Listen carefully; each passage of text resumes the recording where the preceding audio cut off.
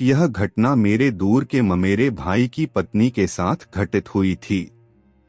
भाई भले ही दूर का रिश्ता रखता था, पर हम उम्र होने के कारण और एक ही गांव में रहने के कारण हम दोनों में अच्छी दोस्ती थी। हमारी शादियां भी आगे पीछे ही हुई और हमने हनीमून भी साथ में ही मनाया। इस भाई की पत्नी का नाम था रचना। सांवली सलोनी सी सूरत, अच्छे नैन नक्श और उसके चेहरे की सबसे खूबसूरत बात थी उसके होंठ। मुस्कान भी ऐसा गजब थी कि मेरे मन के तार झंझना उठते। मेरा केला कसम सा जाता और शरीर का रोम रोम सिहर उठता। उसको अपने बाहों में भर लेने की तमन्ना फनफना उठती। मेरी पत्नी और उसमें बहुत अच्छी दोस्ती हो जाने के कारण मैं ऐसा कुछ कर नहीं सकता था और हमारा रिश्ता भी होने के कारण मैं ये बात अपने भाई को पता चलने से डरता भी था। मैं अब काम के सिलसिले में शहर आ गया और धीरे धीरे काम में व्यस्त होता चला गया। इधर पत्नी के साथ मेरा घपाघप जारी था और प्रकृति ने अपना काम करते हुए मेरा और उधर मेरे भाई का परिवार भी बढ़ा दिया था। अचानक एक दिन एक दुखी कर देने वाली घटना हुई। मेरा यह भाई विनीत शराब के नशे में एक गाड़ी से टकरा गया। बीते दिनों उसे बीवी पर बेवजह शक करने की और ठीक से घपाघप ना कर पाने के कारण चिढ़ में शराब की लत लग गई थी। रचना ने उसे बहुत समझाने की कोशिश की, तब भी बात नहीं बनी। मैं एक बार गांव के एक कार्यक्रम में उसे मिला। शाम में हम दोनों बाहर खाना खाने गए, तब मैंने बात छेड़ी, विनीत तू शराब क्यों पीने लगा है इतनी? क्या बात है? क्या तुझे रचना की भी फिक्र नहीं है? विनीत शराब के नशे में था।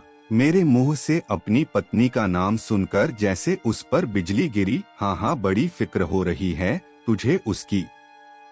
मालूम है मुझे कैसे घूरता है तू उसको। पता नहीं क्या चल रहा है तुम दोनों के बीच। यह सुनकर मुझे काटो तो खून नहीं। हालांकि मैं रचना को देखता तो था, पर उसके शरीर को छूने की बस ख्वाहिश रखता था। कभी जब बीवी साथ ना हो तब उसके नाम की हिला लेता था और कभी खुद की बीवी को पेलते वक्त रचना की कल्पना कर लिया करता था। पर इस इल्जाम से मैं तिलमिला गया। मैंने भी उसे कहा, मुझ पर शक करता है अपने भाई पर? अपनी शक्ल मत दिखाना मुझे दोबारा। और मैं वहां से चल दिया। पर दोस्तों, आप यह बात महसूस करते ही होंगे कि जो काम आपको अवांछित लगता है, कोई उस बात का जिक्र आपसे कर दे तो आपका मन फिर उसी तरफ जाने लगता है। आप फिर से वही बात सोचने लग जाते हैं। अब दिन रात रचना का ख्याल मेरे मन में आने लगा। मैं कैसे उसको पेल रहा हूँ, वह कैसे मेरे नीचे दबी पड़ी है और कैसे कराह रही है। बस यही बातें मेरे मन में आने लगी।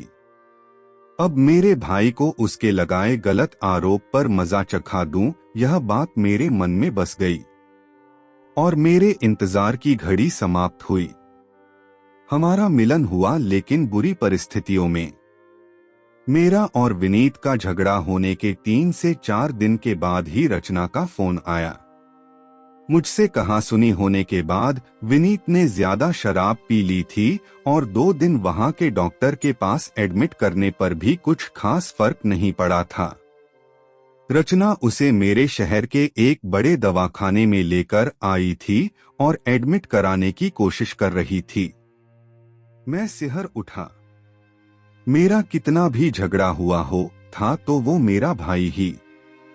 मैं तुरंत वहां पहुंचा। बाकी सारी औपचारिकताएं करने के बाद विनीत को रूम में ले जाने के लिए ले गए।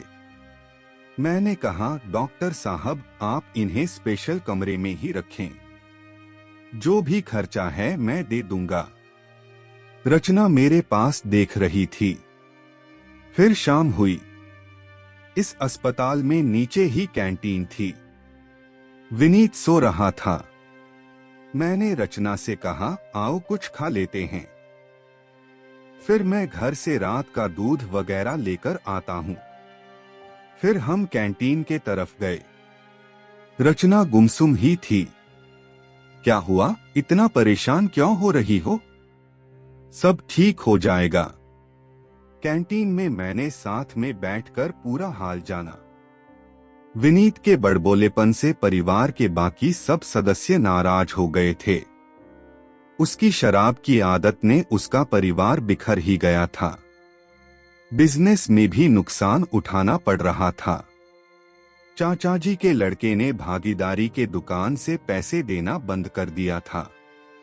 मैं देखता हूँ सब ठीक हो जाएगा, ये कहकर मैंने उसके हाथ पर हाथ रख दिया। रचना, अब इन बुरे दिनों को याद मत करो। उसके साथ बिताए अच्छे दिन के बारे में सोचो। मुझे लगा कि वह अपना हाथ छुड़ा लेगी, पर उसने हाथ वैसे ही रहने दिया। वह मेरे कंधे पर सर रख के रोने लगी। मैंने उसकी पीठ पर हाथ रखा। उस वक्त मेरे मन में कोई भी दुष्ट विचार नहीं था। अचानक उसने उसका दूसरा हाथ मेरे जांघों पर रख दिया। मेरा केला तन गया। शायद उसे भी मेरी नजदीकी की जरूरत थी। हम कुछ देर वहां वैसे ही बैठे रहे। फिर हम उठे और मैंने उसको बाय किया। रात में रोगी के पास किसी पुरुष का होना जरूरी था। मैं घर से कपड़े लेकर आता हूँ। साथ में और कुछ लाना है क्या, ये बता देना। नहीं सम्राट, मैं अकेली रुक जाती हूँ। सुबह जल्दी आ जाना। पर मैंने भाई की खराब हालत देखकर वैसा करना उचित नहीं समझा। रात को पत्नी भी मेरे साथ आई। उसने रचना को घर चलने की जिद की, पर रचना वहीं रुकना चाहती थी। फिर थोड़ी देर बाद पत्नी चली गई। मैंने कहा, रचना, इस कमरे में एक ही बेड है, मैं बाहर बरामदे में सो जाता हूँ। कमरे के बाहर बरामदे में कुर्सियां और सोफे रखे हुए थे। 11 बजे मैं कमरे के बाहर रखे सोफे पर सोने की कोशिश करने लगा। रचना को गुड नाइट कहकर और उसकी आंखों में झांककर मैंने उसे एक हल्की सी आंख मारी। मुझे नींद नहीं आ रही थी, तो मैं सोफे पर लेटे लेटे एक कहानी पढ़ने लगा। यहाँ की कहानियां हमें दुनिया भुला देती है। बरामदा एक कोने में होने की वजह से रूम अटेंडेंट दूसरे कोने में था। दिसंबर की ठंड से बचने के लिए मैंने चादर ओढ़ ली और कहानी पढ़ने लगा। तभी कमरे से रचना बाहर आई। मैंने पूछा, क्या हुआ, नींद नहीं आ रही है क्या? उसने हाँ में सिर हिलाया। बैठ जाओ यहाँ थोड़ी देर। उसने कमरे में झांका। विनीत सो रहा था। रचना मेरे पास बैठ गई। रात के 12 बज रहे थे।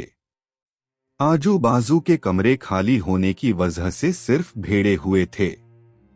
अंधेरा होने की वजह से कोई हलचल नजर नहीं आ रही थी। वह बोली, थोड़ा नीचे खिसको, मैं थोड़ी देर बैठती हूँ। मैं थोड़ा सरक गया। रचना मेरे पास सट कर बैठ गई। उसके घुटने मेरे सिर के पास थे।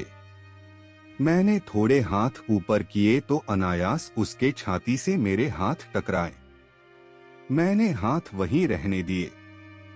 उसके धड़कते दिल को मैं महसूस करने लगा। मैंने उसके गोद में अपना सिर रख दिया। वह थोड़ा झुकी। उसकी छाती के उभार अब मेरे चेहरे को छू रहे थे। मैंने उसके गर्दन को मेरी तरफ हाथ से खींचा और उसके लरचते होठों पर अपने होंठ टिका दिए।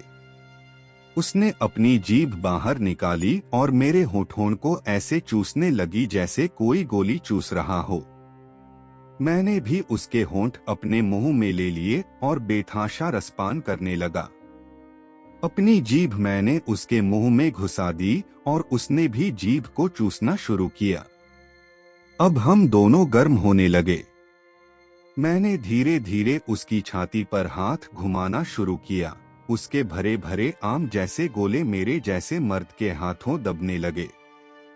तब मैंने अपना मुंह उल्टा किया और उसकी नीचे को सूंघने की कोशिश करने लगा। कस्तूरी के जैसी मदमाती सुगंध ली मैंने उसकी नीचे की। उसकी मेरे केले से मिलने को बेताब हो रही थी। मैंने उसकी सलवार नीचे खिसकाने की कोशिश की। वह थोड़ा ऊपर उठी तो उसकी सलवार नीचे सरक गई। मैंने उसके पैंटी में हाथ डाला और उसके नीचे के दाने को रगड़ दिया। उधर उसके भी हाथ मेरे लोअर में केला को खोज रहे थे। अब मैंने उसको लेटने के लिए कहा और मैं उठकर बैठ गया। ठंडी हवा बदन में सिहरन पैदा कर रही थी और इस लड़की की घपाघप का ख्याल शरीर में गर्मी ला रहा था। वह अब सोफे पे लेट गई और मैं उसका सिर गोदी में लेकर बैठा। मेरा केला तो जैसे उसके कान में घुस रहा था। उसने मेरे लोअर के अगले हिस्से को टटोला और सांप को बाहर निकाला। उसके गर्म होठों से उसने मेरे केले को अपने मुंह में लिया। ऐसे सुड़क सुड़क कर वो उसे चूसने लगी जैसे जन्मों की प्यासी हो। मैं उसके चूसने का आनंद लेने लगा। मेरी आंखें नशे में चूर हो रही थी और वह लपलपाती जीभ से मेरे केले को खाए जा रही थी। मैंने सोचा पता नहीं कब से केले का स्वाद नहीं चखा उसने। अब मैं उसकी प्यासी नीचे में अपने केला को डालने के लिए बेताब हो रहा था। मैंने बड़ी मुश्किल से अपने केले से उसे दूर किया। मैं उठकर जायजा लेने लगा कि कहां पर रचना की मारी जाए। एक कमरा जो खाली नजर आ रहा था, उसका दरवाजा मैंने धकेला तो वह खुल गया। देखा तो कमरा खाली था। अमूमन रोगी के लिए कमरे तैयार रखे जाते हैं और लॉन्ड्री भी साफ होती है। मैं कमरा का अंदर से देखकर जायजा लिया और रचना को बाहर से उठा के अंदर ले गया। अब हमारी प्यास बुझाने की बारी थी। अंदर जाते ही मैंने उसके सारे कपड़े निकाल डाले और उस पर भूखे भेड़िए की तरह टूट पड़ा। बरसों की प्यास बुझानी थी जो उसकी ललक मेरे मन में थी। उसे भी मेरी गरज तो थी ही। वह उठी और मेरी बाहों में अपने आप को सौंप दिया। रचना मेरे होठों को चूमने लगी और अपने गुब्बारे के लोटों को मेरी छाती पर दबाने लगी। मैंने भी उसको सहलाना शुरू किया। उसकी पानीदार नीचे को मेरी उंगलियों से छेड़ना शुरू किया। अब वह झुकी और फिर से मेरे केले को मुंह में लेकर चूसने लगी। उसे शायद मेरा केला भा गया था, पर और भी जरूरी था उसके नीचे की आग को बुझाना।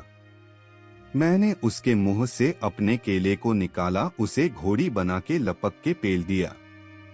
उसकी तो चीख निकल गई, मेरे दिल के सम्राट कहाँ थे अब तक? कुछ देर में ही वह बहक गई, अब मेरी जान ही ले लोगे क्या? आज मैं भी तो देखूं तेरे केले का दम मार ही डाला रे। ऐसा कह कहकर वह मुझे उकसा रही थी और मैं भी घचाघच उसे पेल रहा था। यह दौर करीब 20 मिनट तक चला। रचना ने पानी छोड़ दिया था और अब मेरे झटके उसे बर्दाश्त नहीं हो रहे थे। मैं उसे अब भी पीना चाहता था, पर उसकी आंखों का दर्द देखकर मैंने भी अपने शरीर को कड़क किया और उसकी नीचे में पानी छोड़ दिया। कुछ देर वैसे ही निढाल पड़े रहने के बाद मैं उठकर बाहर सोफे पे चुपचाप जाकर लेट गया। रचना भी अपने कपड़े ठीक करके कमरे से बाहर निकली, मेरे पास आकर तृप्ति के भाव से मुझे चूमा और अंदर चली गई।